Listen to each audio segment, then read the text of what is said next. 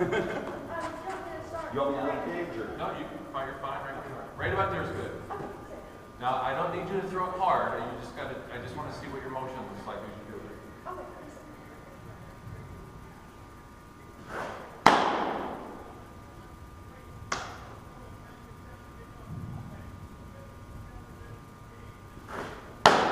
Okay.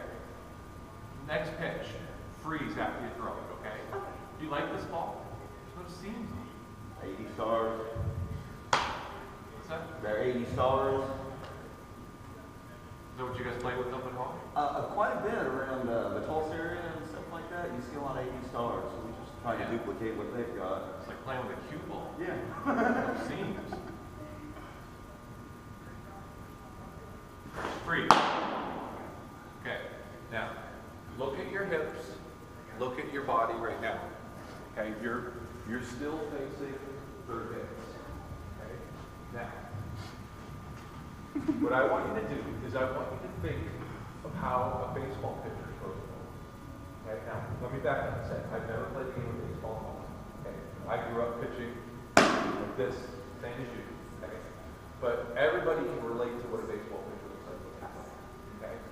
And basically, pitching like this is pitching like this, just flipped upside down. Okay? It's a crude analogy, but it's pretty accurate. Okay? Now, what you just did was went like this. Okay? Your hips never turn. Do you have any idea how much power you're losing by not turning your hips? I noticed that you did it when you threw your pitch and I was standing behind the fence too. You have a reluctance to turn your hips. Now, imagine a baseball pitcher who doesn't turn his hips. It would be like somebody going and staying sideways. Okay? Think of all that power. So, what I want you to do as you do this is I want you to do exactly what you did, but I want you to try to remember to drag your foot with your shoelaces pointed towards me. If your shoelaces point towards me, then you're automatically turning your hips. Okay? If your shoelaces stay pointed to third, that's what you end up with. If your shoelaces point to the catcher, that's what you end up with. And the trick is to make sure that your arm goes through before the hips turn. So you got to make sure that your arm kind of brushes right past your belt here. Okay? So, arm goes through, leg turns, your knees come together. Okay? Kim and Kanye together. Not Bieber and Selena, okay? Apart. Kim and Kanye. So, bring those knees together, and then you don't have to hold it like you're surfing. I want you to fall into your fielding position. We never force ourselves into it. Okay, so don't feel like you got to do this. Right? Knees come together. Boom. And then you're ready. Alright? Do it slow, because your instinct, if you go fast, is going to be to go right back to what you're used to doing, and that's going to be to stay tight. We got to go slow in order to make change. Okay? You understand? Yes, sir. Yeah. Okay. Now, if I say anything that you don't understand what I'm talking about, ask. Okay? Don't just do it and not knowing what you're doing. You're not being disrespectful or rude if you ask questions. So ask away. Okay? Got it? Got it. Can you hear me now? Can you hear me now? Yes. Can you hear me now? Kind of. Can you hear me now? I just want to make sure you can't say I didn't hear you. Okay. I know all the tricks.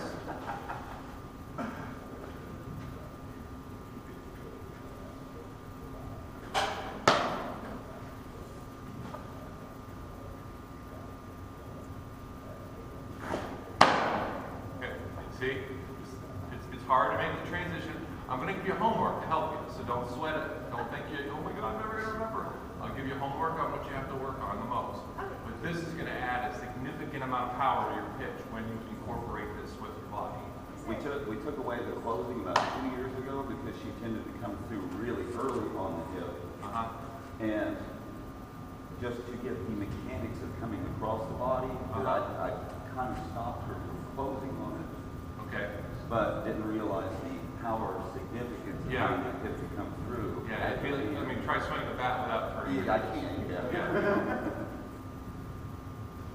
So, I would just say that I would have, and every coach is different, obviously. I don't know anything about the game. What I've learned from you watching Amanda Scarborough and Rick Wally and yeah, that's. I would have fixed that problem a little bit differently. Okay. You know, what you did is kind of just trade one problem for Pretty another. much, yes. But it's an easy fix. Okay. It's an easy fix. It's just in the 3 pitches that I've seen you throw, her problem is not athleticism, it's not coordination, it's just purely muscle memory. And Right. muscle memory is the easiest thing to, it takes time, Repetition. but it's the easiest thing to fix. If she was uncoordinated and had no idea what she's doing, arms and legs going all over the place, I'd say, okay, we've got a bigger problem here. Okay. But that doesn't appear to be the case. Okay.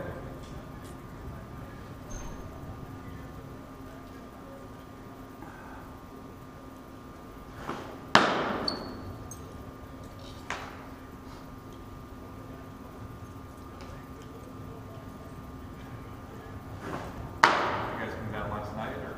Yeah, we drove in. What you looking for? They in. Those cans? Little ways from here. Dang, I'm out of them. I just got black and white. Okay. Now the next thing, I'm going to add one more thing to what you're doing. Okay. Instead of just letting your arm The closest to glove there. kind of float, I want you to have a more drastic whip to it. Oh, Okay. okay. Now an exaggeration of that is making your arm touch your shoulder. Oh, Okay. But you need that whip. I want you to almost think like you're spanking a little kid. Bam! Right through. Okay. So just like throwing overhand, how you have a wicked arm whip as you come through, you want to have that on the downswing too. Oh, Okay. I see. Let it snap, and then you get the elbow, wrist, and fingers snapping in sequence right there, one after the other. Oh, I see. That's going to put more spin on the ball for you, Yes. and you're going to get movement, you're going to get speed, and all these things, and it's going to, number one, it's going to take pressure off your shoulder, so you won't have to worry about your shoulder ever hurting.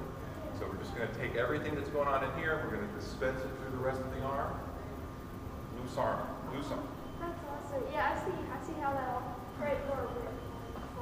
More speed. You want me to try that right now? Yep. Alright.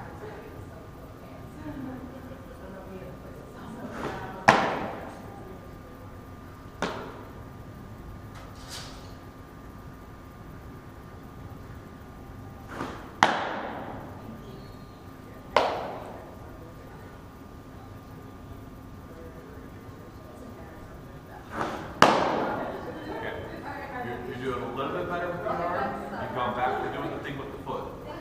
Okay?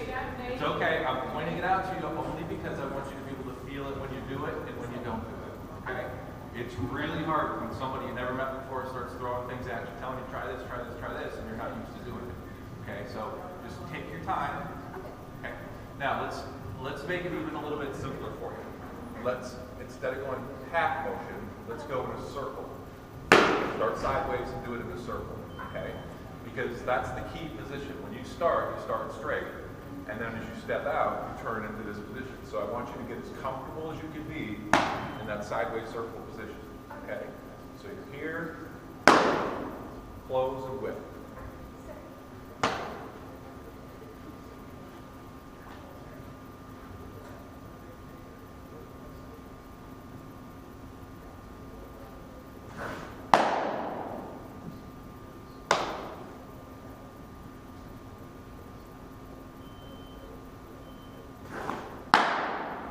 Okay.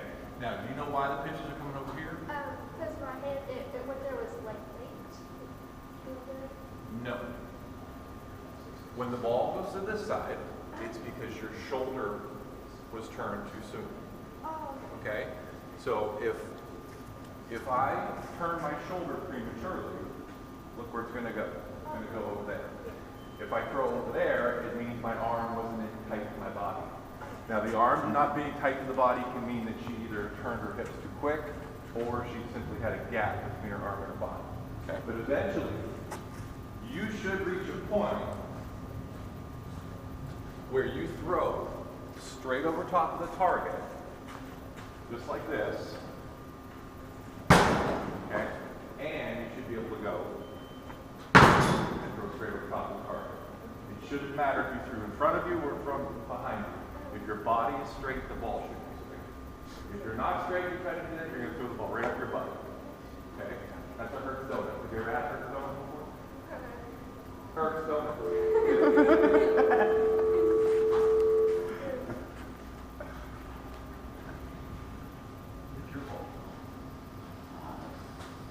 center someplace. Yeah. All right. So here's what I want you to add now. Okay, we're going to add one more piece. Start with your hands at your stomach. Okay? Move them like you're rocking a little baby. Okay, don't shake the crap out of the baby. Just rock nice and easy. And I want you to keep your hands together, and then I want you to shove the glove right towards the target. So as you move, your arms lead the way, and away you go. Okay? The purpose of this is to try to get your upper half to help your lower half. Right now, you're going like this, and you're just starting, and you're not getting any momentum from your arms at all. When you do anything athletically, both halves of your body have to move. When you run, your arms help you. When you jump, your arms help you. Pitching, your arms have to help you. So get comfortable with trying to get your arms to lead the way and go. All right?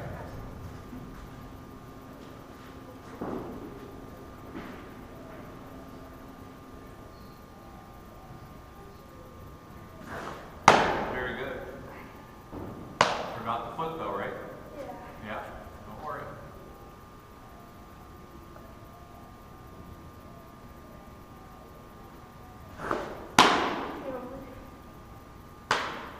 Do you ever have a problem with crow hopping? Anybody ever called you for crow hopping? No? Okay.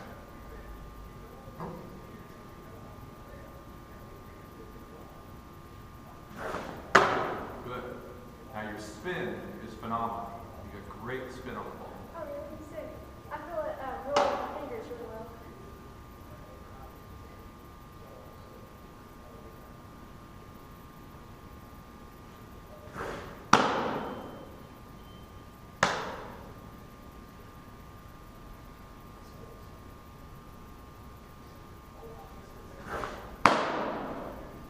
Yeah, whip that arm. Remember whip.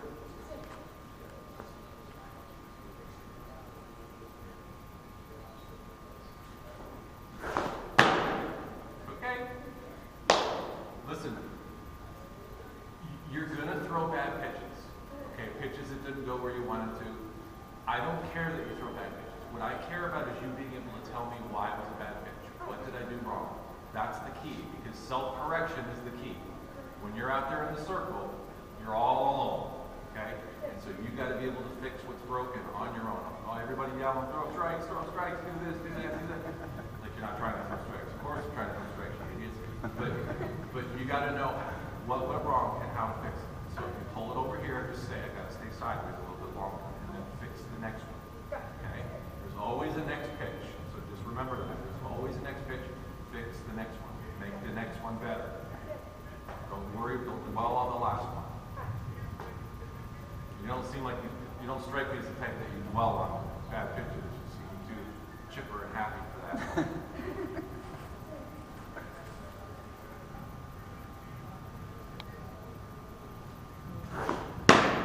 So you an Oklahoma fan then? You an Oklahoma fan? Kind of. I'm more of a UCLA fan. UCLA? Lisa Fernandez. Oh, Lisa.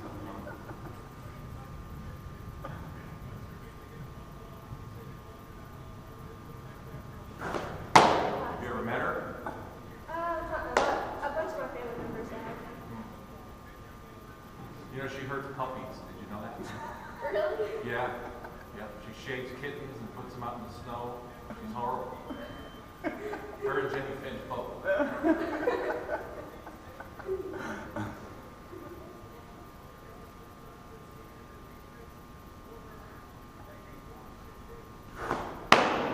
remember the foot. The foot. It's okay. I'm going to give you homework. Remember, don't sweat. Alright. 2 more. You bring a drink with you? I'll get you one out of the car.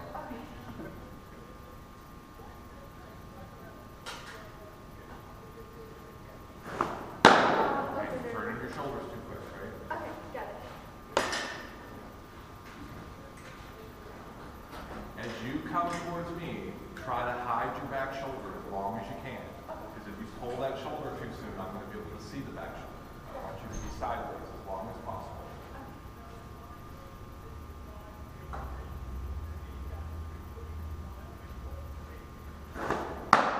Good. One more.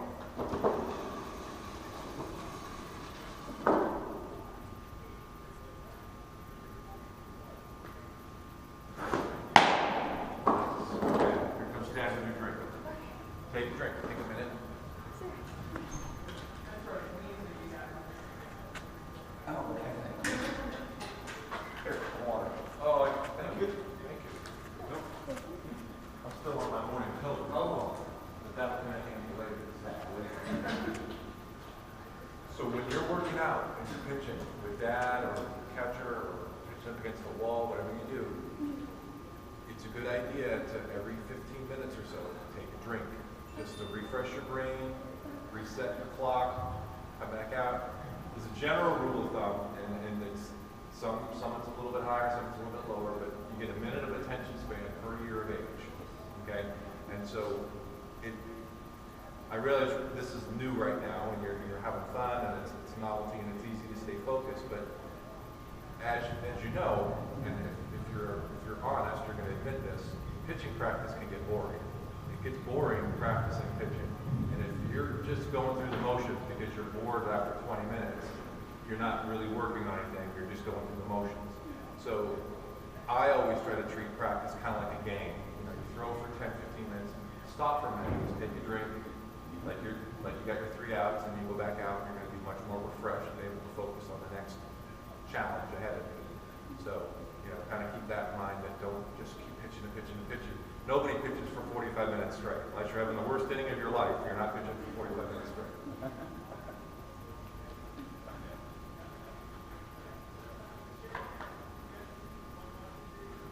All right, you ready?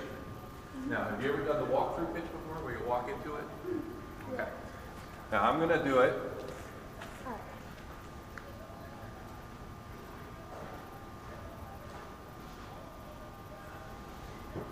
And I'm going to simplify it with 2 steps. I think you want, and I'm just going to simplify it with 2. 1, 2. Now, when I take 2 steps forward, I should be right on that mark. Okay? And I'm going to go left, right, and pitch. Now, everything that we've done so far comes into play. Remember how we were rocking the baby? I want you to try to remember to push both arms towards the target as you step over here. Push your arms towards the target. Turn yourself sideways. So you hide that shoulder from me. Arm comes through, and then try to drag down your line. Okay? Ease your speed into it. No need to throw 100 miles an hour first pitch. So you walk in, you're to there. Okay? Just ease into it. And on each one, you push off just a little bit more, a little bit more, a little bit more. So you're going full throttle.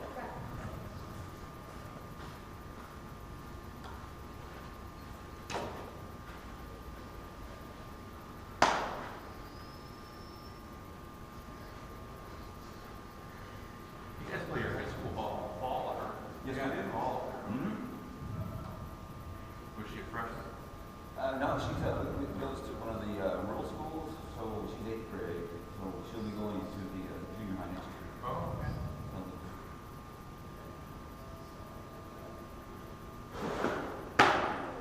Okay, now you swing both arms back, huh? Yeah. Okay. Were you taught to do that, or you just do it on your own? Just did all of Okay.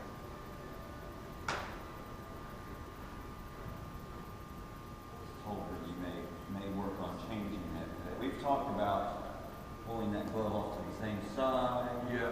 And possibly trying to work on that over the winter to change that.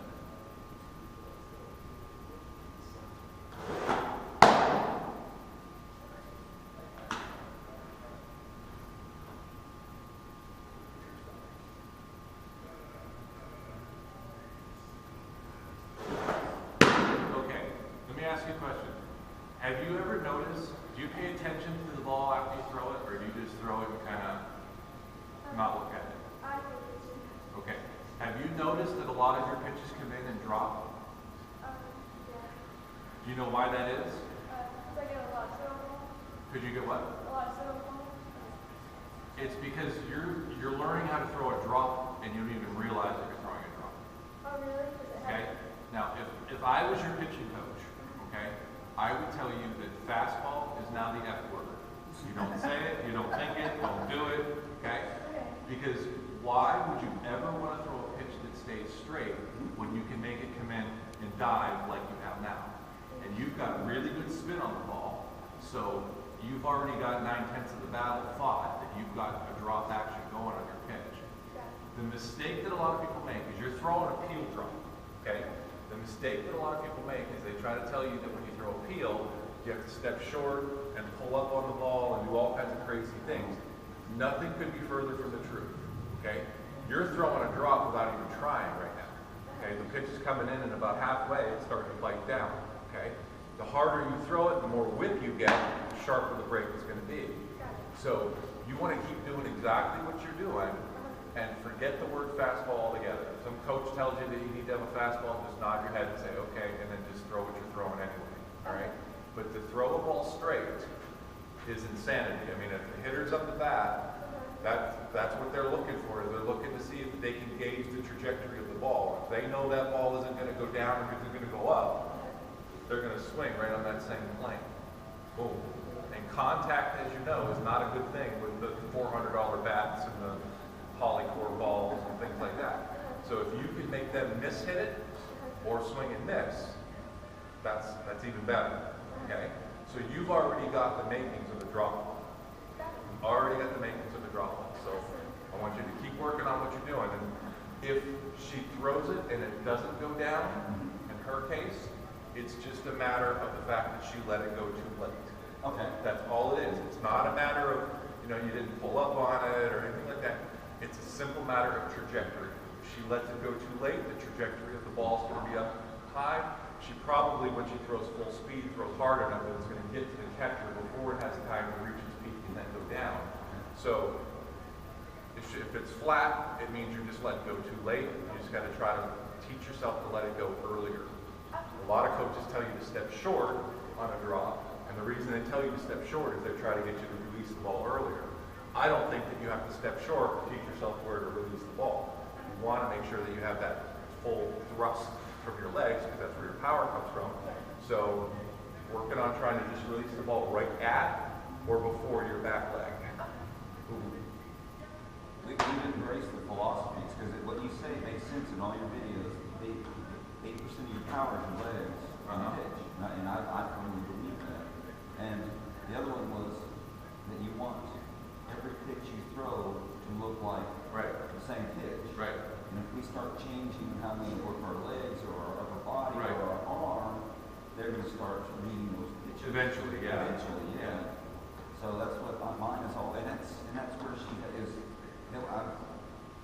I see so many of these girls that they got 9 pitches. Yeah, none of them spin differently or anything. They're all a bullet spin. Yeah. But and it's like, let's give you a good solid base of mechanics to start with before we ever think of anything else. Right. Because and a lot of that gets perpetuated by Michelle Smith on ESPN because, every pitch that's down low, oh, what a drop ball. It's a rise ball. Look at that screwball. Yeah. She just threw it inside, man. She picked, we're religious on watching the NCAA stuff. Last pitch, and we finally got HD so you can see the spin of the ball. And that Amanda came across that it was last season. Well, she just threw a rise ball. It's got bullet spin. She just threw a drop ball. It's still got bullet spin. She just threw a curve ball. She called it a backdoor curve. Yeah. And the thing comes in and it's got, from the camera angle from outfield, you look at it and it's still got bullet spin. Right. It just went outside of it. A lot of those announcers, all you got to do is throw a pitch over here and they call it a curve. Is that all I have to do to make it curve? No. The ball actually has to spin and move. And you always want the ball to spin in the direction you're trying to make it move.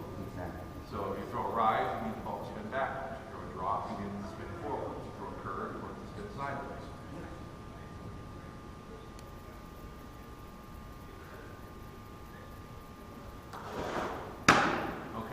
So let's start the transition, of keeping the ball concealed, A couple of bad things happen when you do what you're doing. And then what I mean is this, here, Now, 3, potentially 4 bad things happen. The first thing that happens on a lot of girls is they straighten up their arm and then they keep their arm straight all the way around and they don't get that whip, So, you look like you're going to be able to whip it. It doesn't look like you lock your elbow and keep your elbow stiff as a board as you come around. So that's not really an issue. But what is an issue is you're showing everybody the ball. And you're showing, and eventually the hitters are going to be able to see the different grips they have with the different pitches. And you don't want that. You don't want your catcher going like this want to be showing the batter the ball when we're tripping. Okay? The third thing that happens is power. Is you want everything to go in one constant direction. Okay? Now when you go back and you go forward, your arms are they're moving in the same direction, but you're going to get more power if you have both arms going together versus apart. Okay? Now, the fourth thing that happens, and you don't do this, because I paid close attention to it when I was watching, is the majority of girls, everybody has seen a girl who goes like this, goes swimming with their arm and they fix. Her glove goes flying way out.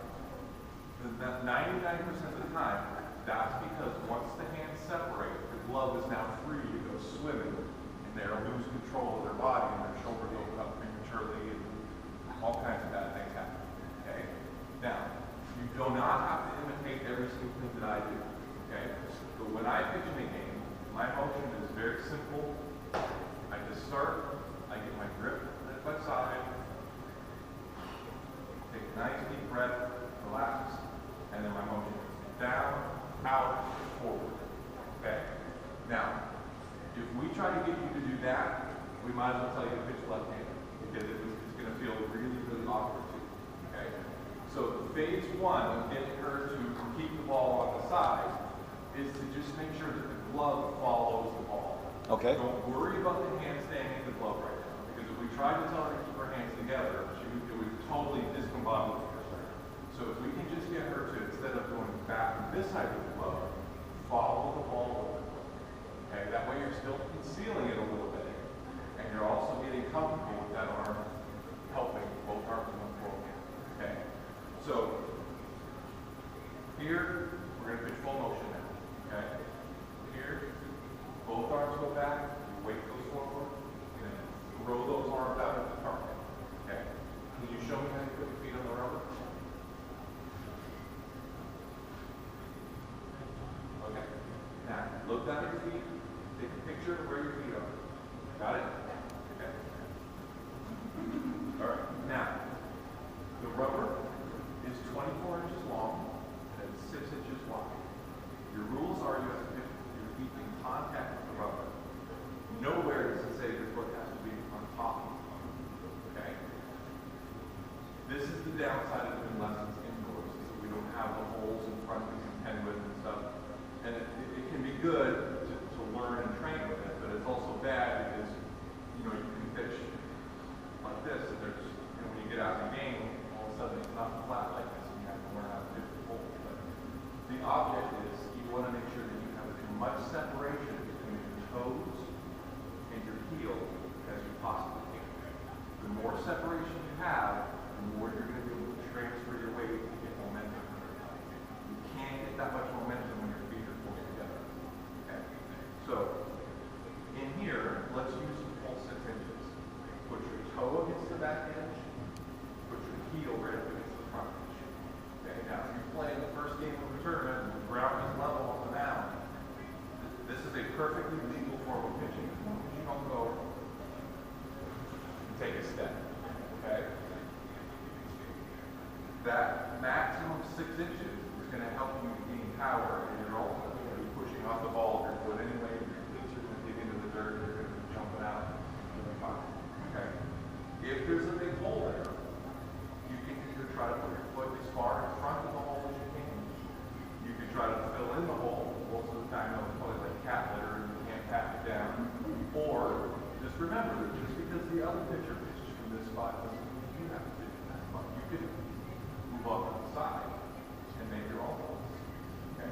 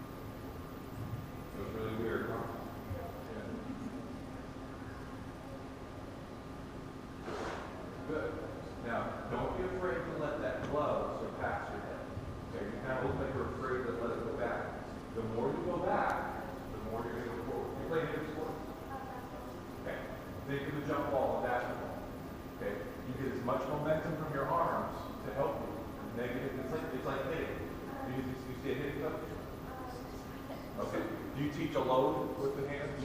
Okay. It's very similar. In hitting, you do a load to generate the power to go forward. That's what you're doing with your arms here. You're doing a load to generate the power to go forward. So the more you go back, the more power you're going to get to go forward. Okay. One more time.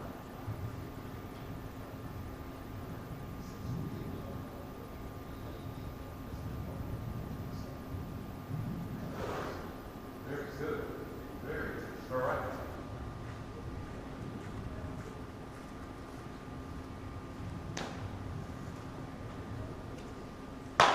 Oh, that had to be simple. It's only knuckle.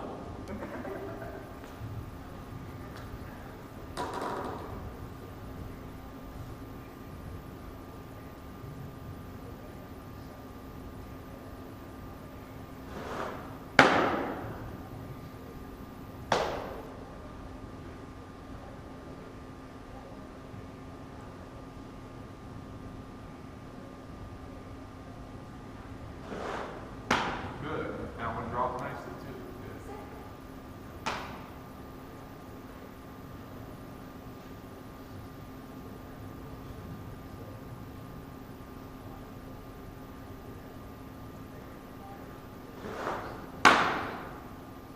Okay, a little bit harder. Push off a little bit harder. Make that arm go a little bit faster. Speed everything up.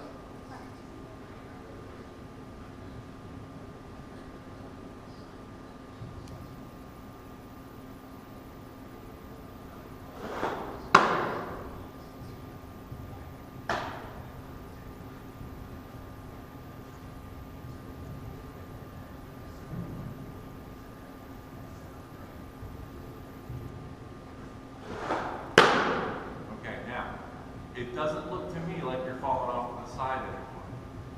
Okay? You're staying on your line pretty much, and that's because you're not holding your weight back and losing your balance. You're actually letting your leg come through, so your balance is being maintained through the whole pitch. So that's automatically fixed that problem that you had if you're falling off to the side. You just gotta remember to drag your foot.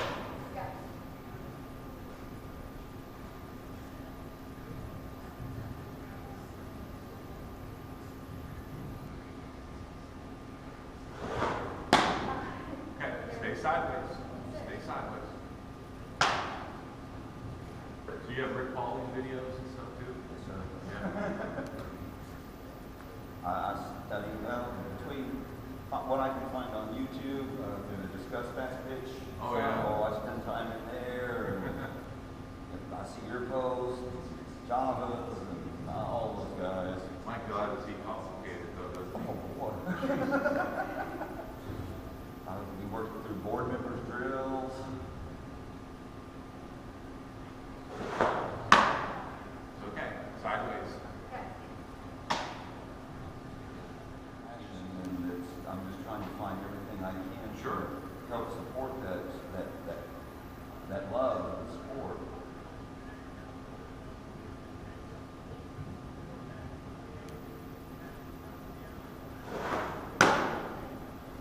And it didn't help that I had nieces that came up through the travel ball ranks with Lisa in the early. I'm 52 and they're just a few years younger than I am. And so I remember going watching 10 and under, 12 and under games with Lisa pitching and told her those stories. And I was like, I want to pitch.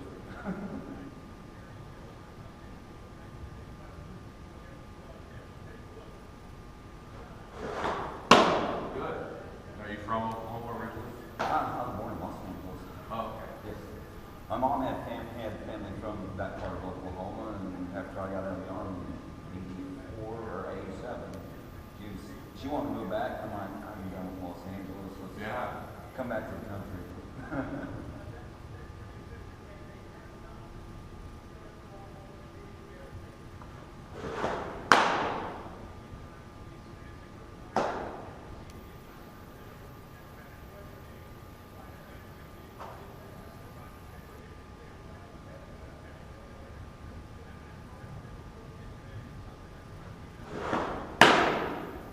Whip that arm more. Nice and loose.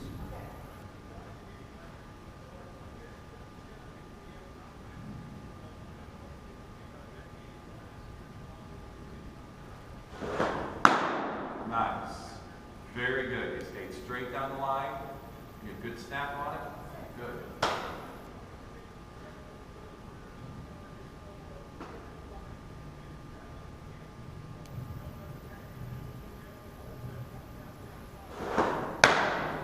Okay, don't pick the leg up. Keep the back leg down.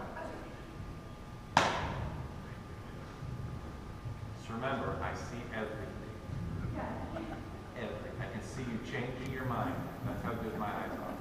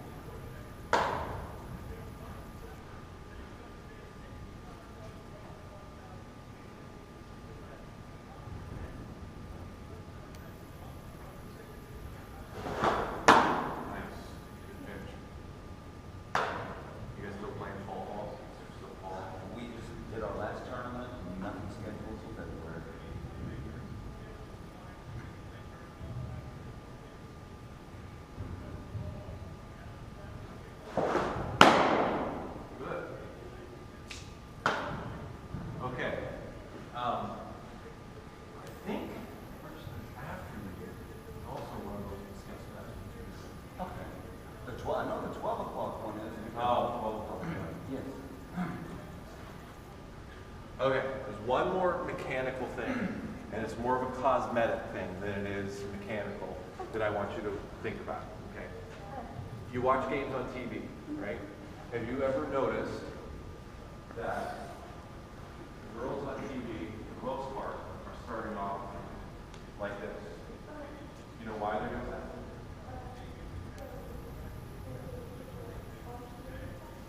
Nope. Nope, because they can do that right here. The reason that they bring the ball to the side like this is because the higher the level that you play, the more the coaches are trying to spy on you and see what they can see and relay it to the batter. Okay? It's called picking the pitcher.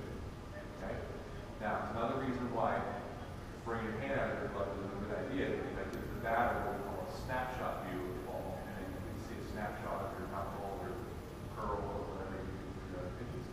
But if you get your grip the way that you're getting it right now, you were to just walk out and go, look how exposed you are to the third base coach.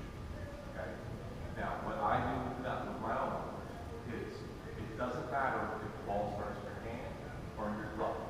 Okay? The rule is you have to approach the rubber of your hand apart. Don't let anybody ever tell you how to present the ball. That went out of the rule book like 30 years ago. But people still yell, oh, you gotta present the ball. No, okay? As long as your hands are separated when you walk out, it's fine. Okay? When you bring your hands together, if you bring them together right here and get your grip, then it's hard for anybody to see what you got going on in your glove. Okay? The next glove purchase that you make, you want to make sure you get a closed web so that they can't see inside your glove. Okay? But you want to take the heel of your hand, put it right up against your hip bone, the lip of your glove faces center field. Okay? And then bring your hand in there, and away you go.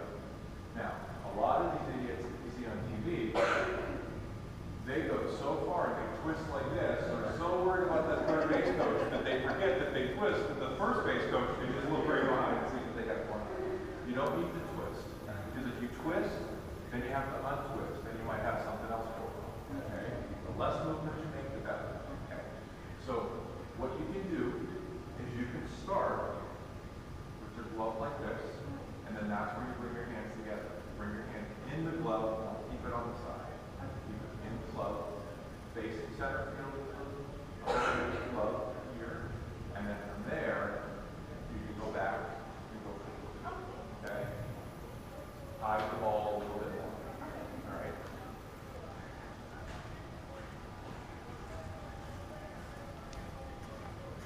The majority of those girls that you see on TV, they hide the ball, and then they drop out and they show the batter the ball anyway. It's a complete waste of time to hide it.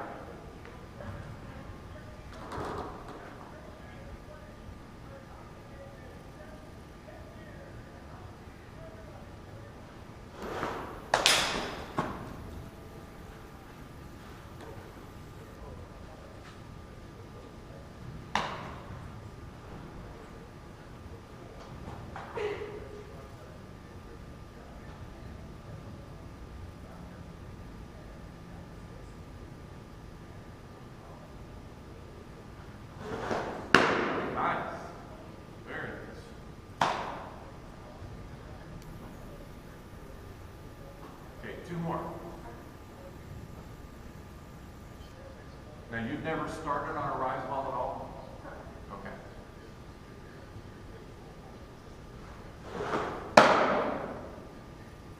Okay, there was a good case of you just let it go too late and it hung up high. You let it go earlier, that would go down.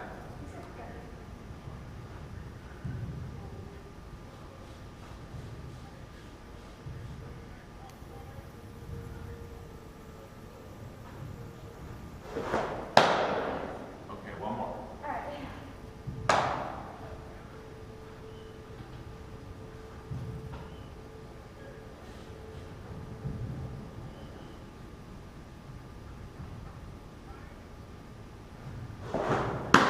Nice. Take a drink. Now, I'm going to give you homework for everything that we've talked about, or basically the main points that I need you to work on most. But in the next segment, I'm going to get you started on learning how to throw a rise ball. Okay? And the reason I'm going to get you started on it is it takes a long time to be able to do. Okay? A very long time. So the sooner that you can get started on it, the better you're also going to be. Okay? So even if we just get the basics down of what it is that you're supposed to do, you're going to have homework that you can work on, 24/7. To just keep working on it, practicing. But you picked up on what I've instructed very quickly and pretty easily, as a matter of fact. So, you're no longer falling off to the side. You still need to kind of get the muscle memory down a little bit more with your arm and dragging your foot. But we'll talk about that for homework. Okay? So far, do you have any questions on it? Not that I know of, I think. Not that you know. We bought one of the double balls about 2 years ago. She just didn't feel ready or comfortable, and it's all right. Let's put it up here, and it'll be here whenever when you're ready. Okay. Of all the training aids that are out there, that's the best one. I thought that's the rise ball, without question. Okay. Now, I'm going to show you how I grip mine. Okay. You do not have to grip yours this way. You can ask Lisa Fernandez, you can ask anybody you want, how do they grip their ball? What is an absolute is the rotation of the ball. It has to be backwards. Okay? I don't want bullet spin, I want back spin. Okay? Now, in a perfect world, we would get 6 to 12 spin on a draw. In a perfect world, we would get 6 to 12 spin on a rise. We don't live in a perfect world. So getting 6 to 12 spin on a rise is almost impossible. Okay? Almost impossible. Mine is pretty darn close to 6 to 12 when I throw it in a game, but it's not perfect. It's not going to be. The twists and turns that we make with our body prevent the ability to make it spin straight backwards. So when you guys are working on it, I just don't want you to think that, oh, it's not spinning perfectly backwards. If you draw the line on the ball and do that, oh, it's not good, it's not good. We want to get it as close to backwards as we possibly can. Okay? Now, get a ball. Here's what I do. Okay? You call it a C or do you call it a horseshoe? Horseshoe. Okay. Take the horseshoe and make the horseshoe open up into your hand. Okay? Now, the reason that I say do that is, you have big hands? You have pretty big hands. Let's see. Oh, it's like a bunch of bananas. Look at that. No, just kidding. Okay. The reason that I say make the horseshoe open up into your hand is because, as you see, the seams get narrow right there. So if you go the opposite way and you were to try to put your fingers, then you're going to automatically have to spread your fingers as wide as possible. And if you don't have big hands, then you're not going to be able to do that. You get a comfortable grip. But here, you can slide them down so that your fingertip goes under this seam, your thumb goes under this seam, and you're not spreading your whole hand on the ball, giving the ball the Vulcan death grip. Because the one thing that you want to remember is no matter what pitch you're throwing, the more hand you put on the ball, the slower it's going to go. Okay? So the least amount of hand that you can have on the ball is best. Okay? Now you have to balance that with being able to control it. Okay? So you don't want to hold it like this if you can't control it. Okay? So now I put my fingertip right underneath the top seam. Okay? thumb goes underneath the bottom side. Okay? Cock it up a little bit more. Because if you do this right, after about the first 8 pitches, you're going to get really sore in your fingertip. Okay? And that's a good sign because she doesn't have a callus built up. Okay?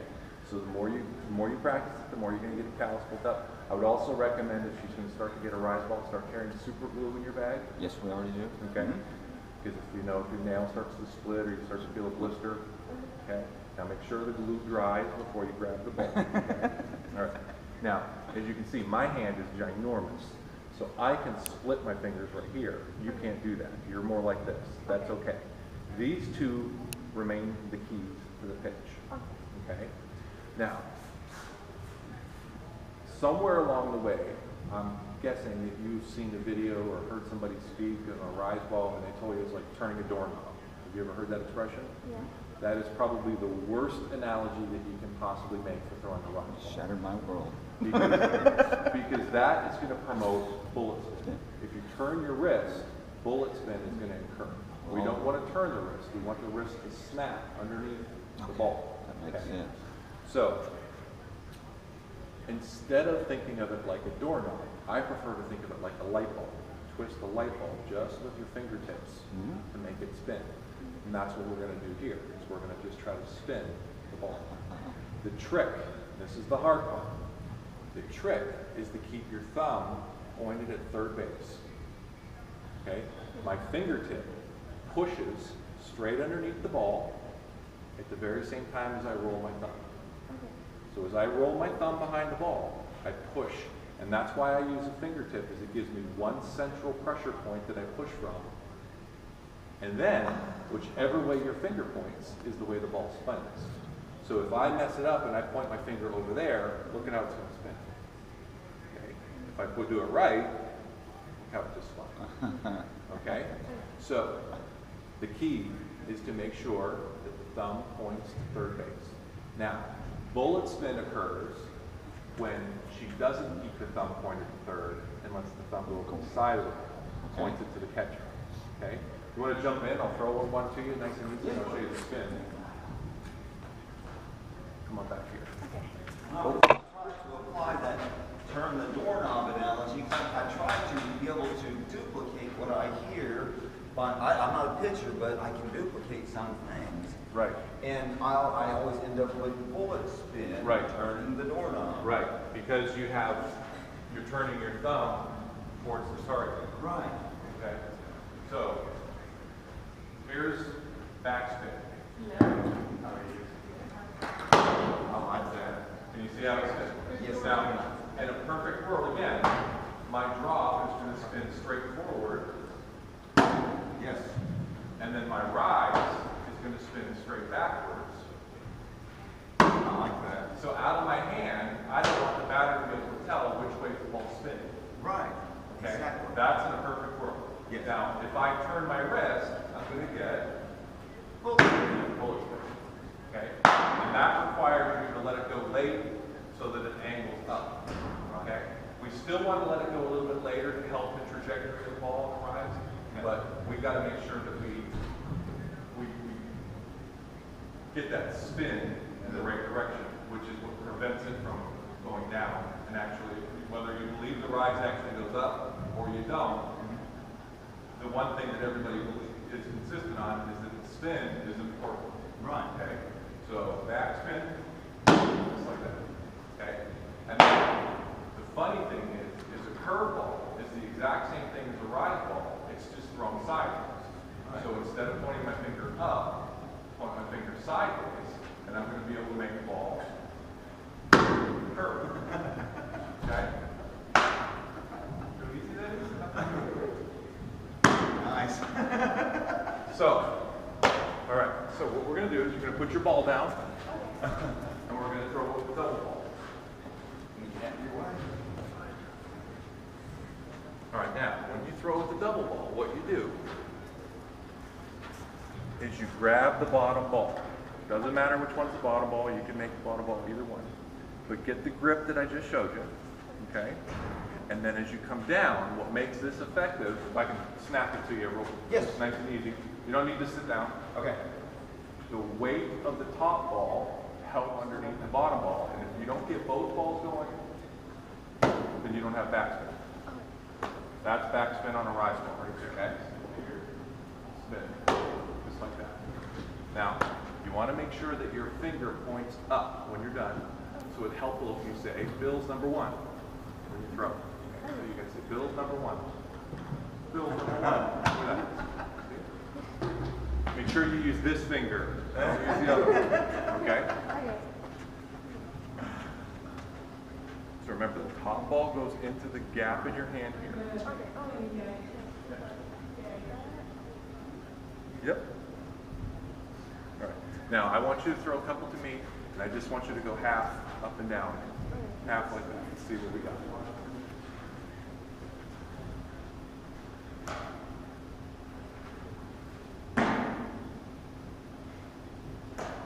Okay. First things first. Never do drills where you just stand flat-footed. Always move your arms and legs together. Just like when you throw, you move your arms and your legs. Always move your arms and legs here. Okay? Up.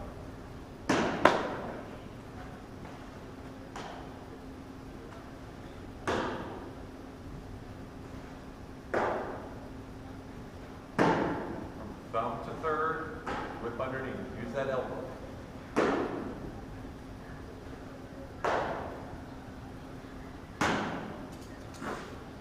Not bad. Not bad. It's not bad. Remember, we want to finish across though. Don't come straight up here.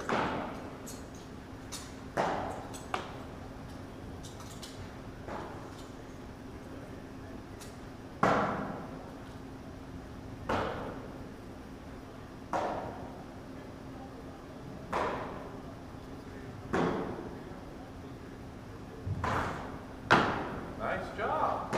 Getting it to spin back. Good. One more.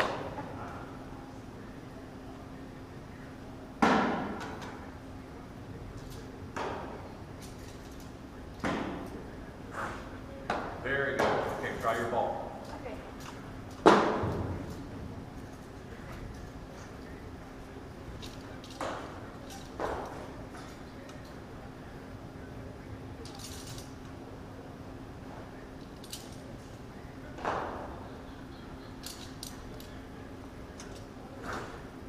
Okay.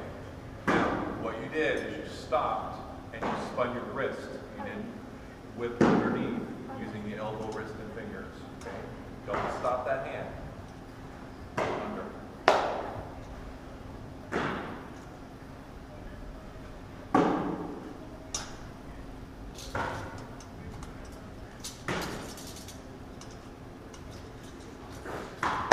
Okay, now that was a pull spin.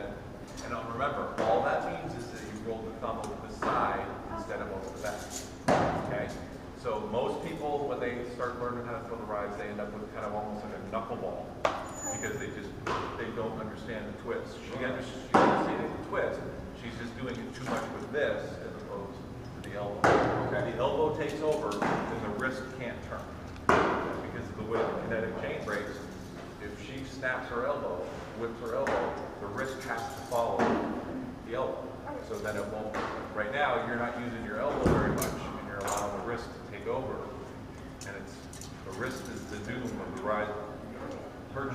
We don't want that. We got to keep that thumb pointed. Push that finger up too. Try to remember. Say Bill's number one. With the proper finger. Don't use the other finger. I get enough of that from Lisa over here.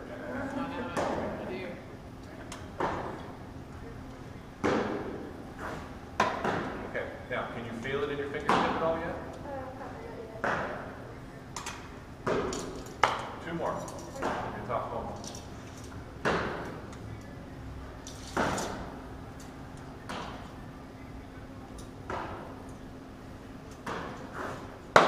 Not bad. You're spinning it good. You're spinning it good. It's not in the right direction yet, but that's a good start. Really good start. One more.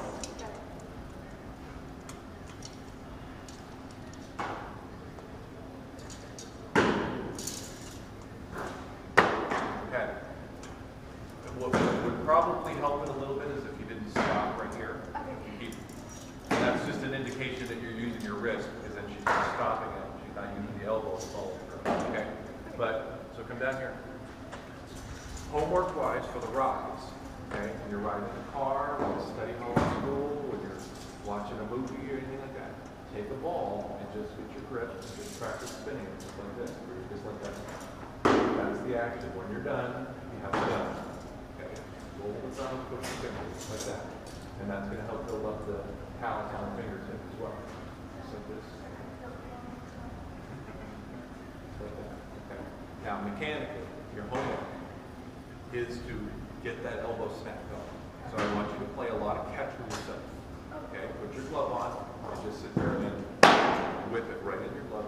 Exaggerate the follow through so you come up your shoulder here. In reality, her hand doesn't need to come up here. But as long as she's whipping her elbow, that's what I'm looking for. Okay? So to get her doing it, we're going to make her exaggerate it first. Okay? So exaggerated motion coming up, touching the shoulder. In order to give yourself a hug, you just got to make sure that you're going to go up all the way up to touch the shoulder. Down. Okay? The other thing is the foot, back foot. Okay? If you don't have one, you got to get a mirror for your bedroom. Okay? On the back of the door or somewhere. Okay? You want to put tape down on the floor.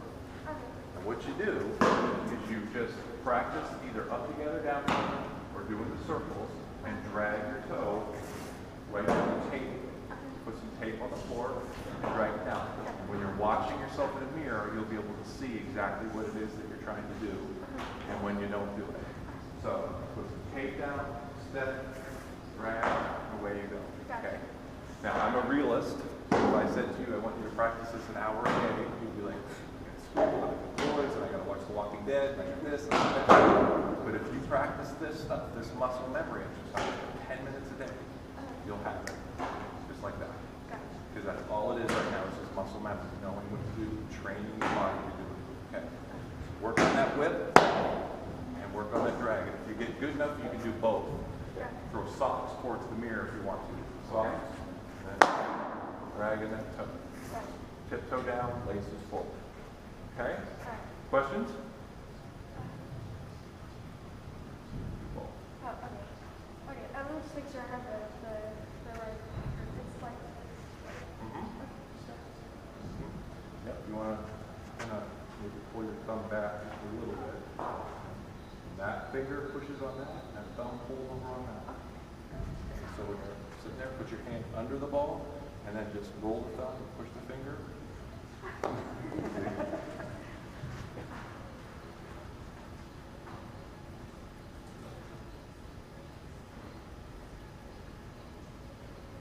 Yeah, it's going to take time.